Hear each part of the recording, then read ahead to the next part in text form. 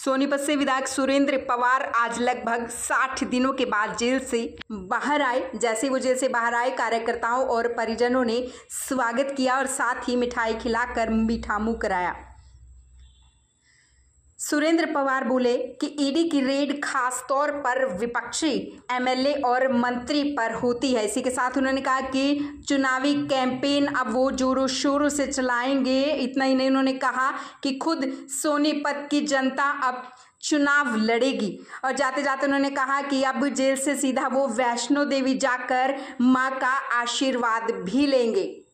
तो क्या कहना चाहेंगे? देखिए, आपने देखा होगा कि जिस तरीके से भाजपा ने ईडी द्वारा मुझे गिरफ्तार करवाया गया था, आज साजिश के तहत आज माननीय हाईकोर्ट ने जो ऑर्डर दिए उसमें आपने देखा तो किस तरीके से जो ये तानाशाही चल रही है बीजेपी की। मैं तो यही कहूँगा कि आज पूरा देश देख रहा है और पूरे देश को ये दिखाई भी दे रहा है कि किस तरीके से ईडी द्वारा ये लोगों को, खासकर जो है पॉलिटिशियन को, जो विपक्ष के पॉलिटिशियन हैं, उनको ये अरेस्ट कर रहे हैं, टारगेट कर रहे हैं। तो कैसे चुनावी कैंपेन चलेगा?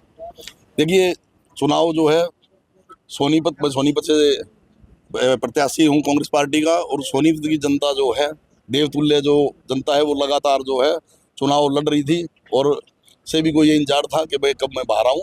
बाकी मुझे सोनीपत की देवतुल्य जनता पे विश्वास है कि वो दोबारा आशीर्वाद देंगे। उन्होंने पहले भी मुझे आशीर्वाद दिया और मैं लगातार उनकी सेवा कर रहा हूँ।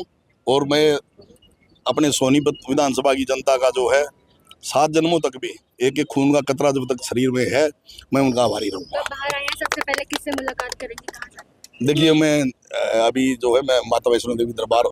देखिए जी, ईडी पवार साहब को पहले भी इस केस में तफ्तीश के लिए बुलाती रहती और ये हमेशा जाते थे और सहयोग करते थे ईडी का तफ्तीश में। 19 जुलाई को भी इनको सम्मन करके बुलाया। ये ईडी को तफ्तीश में शामिल जांच हुए थे, वहाँ उनका सहयोग करने गए थे, लेकिन ईडी ने रात को ऑल ऑफ दी सडन इनको अरेस्ट कर लिया और उसके बाद 20 जुलाई को यहाँ पे इनको पेश किया। और हमने पहले दिन पेश करते ही कोर्ट में अपनी मांग उठाई थी कि भी इनका जो अरेस्ट है वो टोटली इलीगल है, इनका अरेस्ट सस्टेन नहीं करता, क्योंकि उससे पहले जो 9 FIR दर्ज हुई थी उसमें भी इनका कहीं बाय नेम कहीं भी उनका नाम नहीं था। तो जब उनका FIR में नाम नहीं है तो ईडी केस इनके खिलाफ नहीं बन सकता। ये टोटली पॉलिटिकल एक वेंडेटा था इनके खिलाफ और इसलिए इनको अरेस्ट किया था। और माननीय अदालत ने इनको 9 दिन का रिमांड दिया था, फिर उसके बाद 29 के बाद 3 दिन का रिमांड दिया था।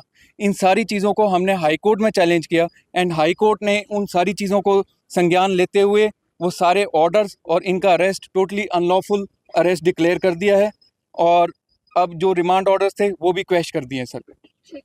नहीं, वो कोई वो टेक्निकल इश्यूज होते हैं, उसमें कोई वो नहीं है। कई बार ऑर्डर में करेक्शंस वगैरह होती है तो उसकी में कोई ऐसी वो नहीं है।